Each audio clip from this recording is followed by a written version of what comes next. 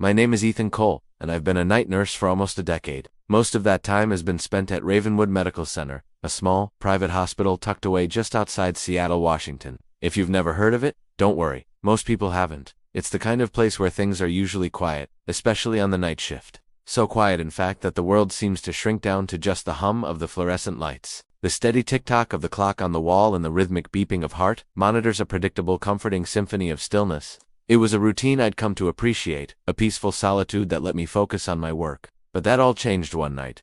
The night she arrived, it started like any other shift. I was catching up on paperwork at the nurse's station, the coffee beside me just starting to get cold. Suddenly, the emergency bay doors burst open, breaking the silence with a rush of frantic energy. Paramedics wheeled in a stretcher. On it was a woman, maybe in her late 30s. They said they'd found her near Lake Union Cemetery, just lying on the ground, completely unconscious. No ID, no phone, nothing to tell us who she was. Jane Doe. Her pulse was faint, her breathing shallow and erratic. But the strangest part, there wasn't a single scratch on her, no signs of an accident, no visible injuries at all. The doctors were baffled. They ran every test they could think of, but the results all came back clean. Her condition was a complete mystery. With no explanation and nowhere else to put her, they admitted her for observation. They placed her in room 13, right at the end of the hall, and I was the nurse assigned to watch over her for the night. For the first few hours, everything was just as it always was. The hospital settled back into its usual quiet rhythm. I'd go in every hour, check her vitals, make sure everything was stable. Her heart rate was steady, her breathing even. She just lay there, perfectly still, lost to the world. It was around 2 a.m., a time when the night feels its deepest and darkest, that I went in for my routine check. Everything looked normal on the monitors.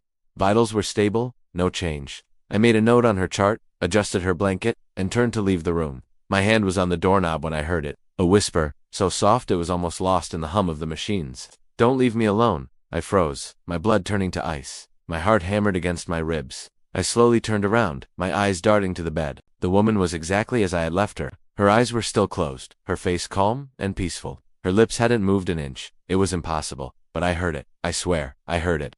That voice wasn't in my head. It was right there, in the room with me, as clear as if someone had spoken right next to my ear. I backed out of the room slowly, my hand trembling as I pulled the door shut behind me. I practically ran back to the nurse's station, my mind racing. I had to tell someone. I found Dr. Matthews doing his rounds and tried to explain what happened. He just gave me this tired, patient look and said, "Ethan, you're working too hard. It's the stress of the night shift. Your mind is playing tricks on you." The other nurses just sort of nodded along, giving me sympathetic smiles. They thought I was just overtired imagining things. But I knew what I heard. It wasn't stress. It wasn't my imagination. That voice was real. I tried to push it aside, tried to convince myself they were right. But for the rest of my shift, I couldn't shake the feeling of being watched. Every shadow in the corner of my eye made me jump. Every creak of the old hospital building sounded like a footstep behind me. The thought of going back into room 13 filled me with a sense of dread I'd never felt before. I kept replaying that whisper in my mind. Don't leave me alone. It was a plea, filled with a desperate, chilling loneliness. Who was she, and what did she want from me? The next night, I almost called in sick. The thought of facing that room again, of spending another 8 hours in the suffocating silence of that hallway, was almost too much to bear, but I couldn't. Some strange sense of responsibility, or maybe just morbid curiosity, pulled me back. I had to know. When I got to the hospital, I learned she was still there. Still Jane Doe, still unconscious, still a mystery. As I walked down the corridor toward her room, the sound of my own footsteps seemed to echo louder than usual, each step a drumbeat counting down to something I couldn't name. The hallway felt longer that night, the air colder. I took a deep breath before pushing open the door to room 13. She was just as I'd left her. The only sound was the gentle beep of the monitor. I went through the motions checking her for, recording her vitals. I tried to be as quick and professional as possible, my senses on high alert. I was just about to leave when I noticed something on her bedside table that had been there before. It was a small antique silver locket, tarnished with age. I was sure it wasn't there the previous night. My training told me not to touch a patient's personal belongings, but I couldn't help myself. My hand reached out as if it had a mind of its own. The metal was strangely cold to the touch. With trembling fingers, I clicked it open. Inside, there wasn't a picture. Instead, etched into the metal on one side were 2 words, "Find me." On the other side, there was a single, intricately carved raven, Rawenwood, the name of our hospital. A chill snaked its way up my spine. This couldn't be a coincidence. Just as I was processing this, a low groan came from the bed. I snapped the locket shut, my heart pounding, and looked up. The woman's eyes were open, but they weren't looking at me. They were staring blankly at the ceiling, wide with a terror that seemed to see right through the physical world into something else, something awful. Her lips began to move, and this time, there was no mistaking it. A voice, raspy and weak, filled the room. "He's coming back for it," she whispered, her gaze still fixed on the ceiling. "He knows you have it." Before I could ask who or what she was talking about, her eyes rolled back into her head, and she fell silent, unconscious once more. The monitor, which had been beeping steadily all night, suddenly went flat. A long, piercing tone screamed through the room. "Code blue." I slammed the emergency button and started CPR, the locket still clutched tightly in my hand. From that night on, my job was no longer just about saving lives. It was about uncovering a secret that was buried deep within the walls of Ravenwood, a secret someone was willing to do anything to protect. And that whisper in the dark, it was only the beginning. The long, empty corridor of the night shift was no longer just a hallway. It was a path into a darkness I was only beginning to understand, and I had a terrifying feeling that I was walking it alone. This one comes from a nurse named Ethan, and what he experienced during a seemingly quiet night shift is the stuff of nightmares. So, dim the lights, get comfortable, and let's dive into the chilling mystery of Room 13. Ethan had been a nurse for almost a decade, accustomed to the strange rhythms of hospital life, the beeps and hums that became the soundtrack to his nights, but nothing could have prepared him for what happened 2 nights after a particularly grueling shift. The hospital was unusually quiet, almost eerily so. Most of the wards were half empty, a rare sight that should have been a relief but instead felt unsettling. The long corridors were bathed in an unnatural twilight, punctuated only by the crimson glow of the exit signs and the soft, rhythmic pulses of light from the monitors at the nurses' station. It was a silence that felt heavy, pregnant with something unseen. As he started his rounds, Ethan felt a strange pull towards the end of the West Wing. Room 13. He'd been treating the patient in there for the past 2 days. A frail woman with a fever that would unbreak and a strange, distant look in her eyes. He remembered her weak grip on his hand, her whispered thanks. He walked over to the chart rack to review her latest vitals before going in. But her chart wasn't there. Confused, he flicked through the files again. Nothing. He thought maybe another nurse had taken it, so he walked to the front desk. The night clerk, a new girl named Sarah, was scrolling through her phone, bored. "Hey Sarah," Ethan said. "I can't find the chart for Room 13. Do you know where it is?" Sarah looked up, a puzzled expression on her face. She typed something into her computer, the clacking of the keys echoing in the silence. "Room 13, she repeated. "That's weird. The system says that room has been vacant for over a week. It's been locked for deep cleaning." Ethan stared at her. "That's impossible," he said, his voice a little louder than he intended. "I've been treating her myself. For the last 2 days. An elderly woman, high fever." Sarah just shrugged, her eyes wide. "The system's never wrong, Ethan. No one has been admitted to that room." A cold dread began to creep up Ethan's spine. He felt a bead of sweat trickle down his temple. Had he imagined it all? Was he so sleep-deprived that he was hallucinating patients? No, it felt too real. He remembered the specific details, the way she'd flinched when he adjusted her for, the worn-out photo of a young man on her bedside table. He could almost smell the faint medicinal scent of the room. He walked back down the corridor, his footsteps seeming unnaturally loud. He stood before the door to Room 13. It was closed, a sanitization in progress sign hanging from the handle. He tried the knob, locked, just as Sarah had said. He felt a wave of dizziness. Was he losing his mind? He tried to shake it off, attributing it to exhaustion. He continued his rounds, checking on the few other patients, forcing a professional calm he didn't feel. But the image of the woman in Room 13 haunted him. Her face, pale and gaunt, was burned into his memory. The more he tried to push the thought away, the more it persisted, a nagging whisper in the back of his mind. He replayed every interaction. The memory was solid, tangible. It couldn't be a dream, could it? He decided to check the security logs for the past 48 hours. If a patient was there, there had to be a record. But as he made his way to the security office, a sudden, jarring clang echoed through the hospital. And then, darkness. Complete and utter black. The power had gone out. The backup lights, which should have kicked in instantly, remained dark. The only sounds were the distant, panicked murmurs of the few remaining staff, and the frantic rising beeps of battery-powered monitors. A power outage wasn't unheard of, but the failure of the backup system was deeply troubling. Ethan's training kicked in. His first priority was the generator room. He grabbed his heavy-duty flashlight from the nurse's station, its powerful beam cutting a sharp, lonely path through the oppressive darkness. The generator room was in the basement, at the far end of the same West Wing corridor where Room 13 was located. As he walked, the flashlight beam danced across the sterile walls, creating long, distorted shadows that seemed to writhe and twist in his peripheral vision. Every creak of the old building, every gust of wind against the windows, made him jump. The silence from before had been replaced by a new kind of quiet, listening, waiting, quiet. It felt like the entire hospital was holding its breath, and so was he. He was about halfway down the hall when his light caught something.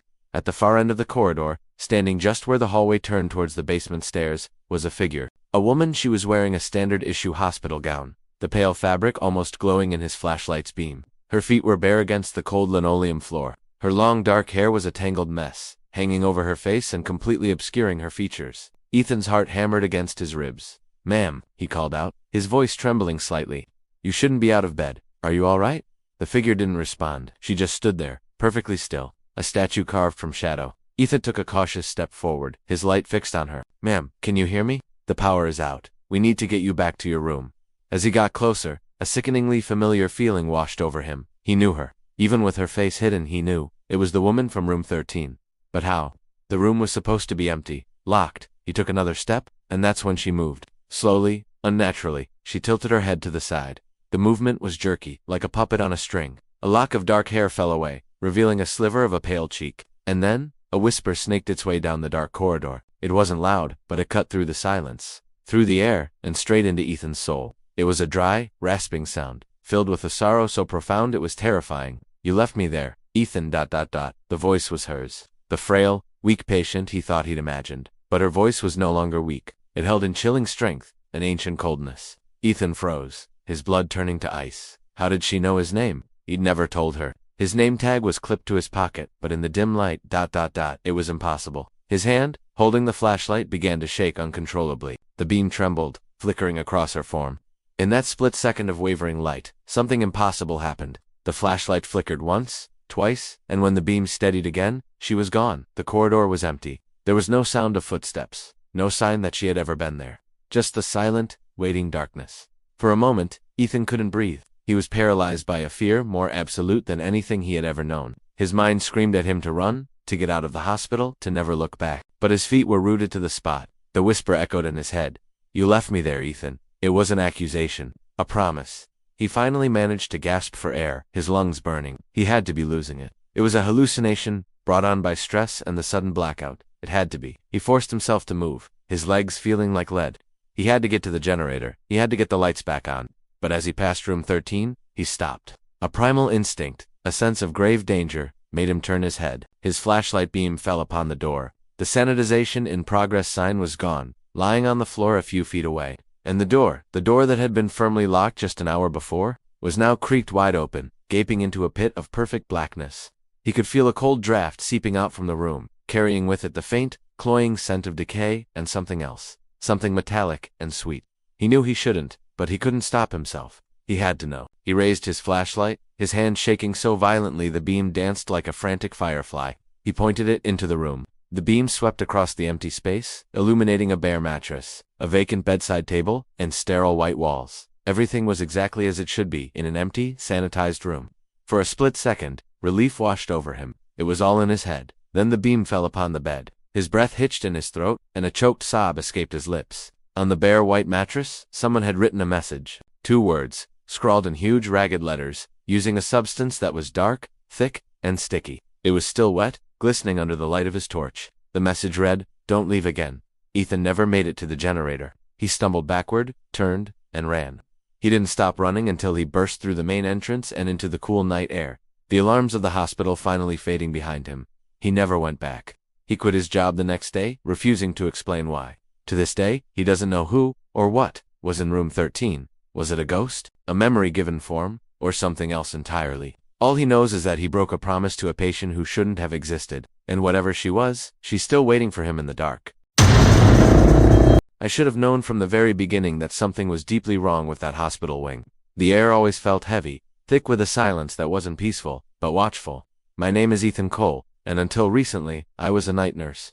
It was a job I loved, a calling even, but room 13. Room 13 changed everything. It started subtly, a flicker of the lights, a whisper on the edge of hearing that you'd dismiss as the building settling. But soon, it became impossible to ignore. Every night I was on duty, the call light for room 13 would flash, but the room was always empty, decommissioned. They told me, hasn't been used in years. My colleagues would joke about it. "Ethan's ghost patient is calling again," they'd say with a laugh. I'd laugh along, but a cold knot would tighten in my stomach. The feeling of being watched was constant, a pair of unseen eyes following my every move down that long, sterile hallway. One night, the call light was relentless. It wasn't just a single press. It was a frantic, desperate flashing. I took a deep breath, my hand trembling slightly as I pushed open the door. The room was supposed to be empty, stripped of all equipment. But it wasn't. An old, obsolete heart monitor stood in the corner, its screen dark. A single, perfectly made bed sat in the center of the room. And lying in that bed was a woman. She was pale, her dark hair fanned out on the pillow. She looked so fragile, so lost. Her eyes were closed, but I felt her presence like a physical weight. I took a step closer, my training kicking in. "Ma'am, can you hear me? My name is Ethan. I'm a nurse." There was no response. I checked for a pulse. Her skin was ice cold, but beneath my fingers, I felt it a faint, thready beat. Impossible. I rushed out to the nurse's station. "There's a patient in room 13. I need help." My supervisor, a seasoned nurse named Carol, just stared at me. "Ethan, what are you talking about?" "That room is empty," I insisted, dragging her down the hall. I threw the door open, ready to prove I wasn't crazy. But the room was just as it should have been. Empty, bare. The bed was gone. The monitor was gone. Carol put a hand on my shoulder, her expression a mixture of pity and concern. "Ethan, you're overworked. Go home, get some rest." I didn't sleep. The image of the woman was burned into my mind. I spent the next day in a haze of confusion and fear. Was I hallucinating? Was the stress finally getting to me? I had to know. That night, I went back to work, my heart pounding with a mix of dread and determination. I avoided room 13, burying myself in paperwork, trying to convince myself it was all a bad dream. Then, at precisely 3:47 a.m., it happened again. The call light for room 13. This time, I didn't hesitate. I walked down the hall, my steps echoing in the unnatural silence. I pushed the door open. There she was, just as before. But this time, the heart monitor was on. A slow, steady beep filled the room. Beep, beep, beep. I approached the bed. "Who are you?" I whispered. Her eyelids fluttered and then slowly opened. Her eyes were dark, bottomless pits that seemed to pull me in. She looked right at me. A flicker of something recognition. Accusation. In her gaze. She opened her mouth, and a voice like dry leaves scraping on pavement filled the room. "You came back?" My blood ran cold. "I am here to help you," I stammered, my professional instincts a flimsy shield against the primal fear gripping me. She gave a faint, sad smile. "No one can help me," she whispered. "But you can stay. Don't leave me alone again." The plea in her voice was heartbreaking, real. It cut through my fear. How could I leave her? I pulled up a chair and sat beside the bed. I didn't know what else to do. I talked to her. I told her about my day, about the city outside, about anything and everything, just to fill the suffocating silence. She never spoke again, but she watched me, her dark eyes never leaving my face. The heart monitor beeped its slow, steady rhythm, a strange, hypnotic metronome in the dead of night. As the first hints of dawn approached, a sense of panic began to set in. The night shift was ending. I had to leave. "I have to go now," I said softly. "But I'll be back tonight, I promise." Her expression changed. The sadness was replaced by a chilling emptiness. "They all say that," she whispered, her voice barely audible. The monitor beside her flatlined. A long, piercing tone screamed through the room. I jumped to my feet, my heart hammering against my ribs. I checked for a pulse. Nothing. She was gone. Just as I was about to call a code, the first rays of morning sun streamed through the window, and as the light hit the bed, she dissolved. Like smoke, she just faded away, leaving nothing but pristine white sheets. The monitor, the bed, the entire scene vanished. I was left standing in a cold, empty, decommissioned room. That was the breaking point. The following week, I was a wreck. I couldn't eat, I couldn't sleep. The line between reality and hallucination had been completely erased. I walked into my supervisor's office, my resignation letter in hand. "I can't do this anymore," I told her. She was understanding, once again suggesting I take a leave of absence, seek some help. I just shook my head. I was done. But before I could leave for good, I had to do one last thing. I had to see room 13 in the bright light of day. I needed to prove to myself, once and for all, that it was all in my head, that I was just overworked, stressed, and my mind had played a cruel trick on me. I walked down that familiar hallway one last time and pushed open the door. The room was spotless. The bed was made, the machines were off. A wave of relief so profound it almost buckled my knees washed over me. I let out a soft laugh. Of course, it was empty. It was always empty. I really was losing it. The stress had finally broken me. I stood there for a moment, just breathing, feeling the weight lift from my shoulders. Then, the monitor beside the bed suddenly beeped. My blood turned to ice. Beep, beep, beep. I spun around. A woman lay on the bed again, the same one from before. Her eyes snapped open, staring straight into mine with an unnerving intensity. A cold, chilling whisper filled the air, seeming to come from everywhere at once. "You said you'd stay?" Before I could even process the words, the door to the room slammed shut with a deafening bang. The lights began to flicker violently, plunging the room into a strobing nightmare of light and shadow. I threw myself at the door, pounding on the heavy wood, screaming for help until my throat was raw. But no sound came out. My voice was stolen, swallowed by the suffocating presence in the room. My screams were silent. When the morning staff arrived for their shift, they found nothing out of the ordinary, just another quiet start to another busy day. But as one of the nurses passed room 13, she noticed something new on the clipboard hanging from the door. In a frantic, spidery script she didn't recognize, someone had made a new entry. It read, "Patient, Ethan Cole, admitted, 3:47 a.m., condition, unstable." Thank you for watching. If you enjoyed this story, don't forget to like, comment with your own spooky experiences, and subscribe for more chilling tales. Stay safe out there, and check back soon.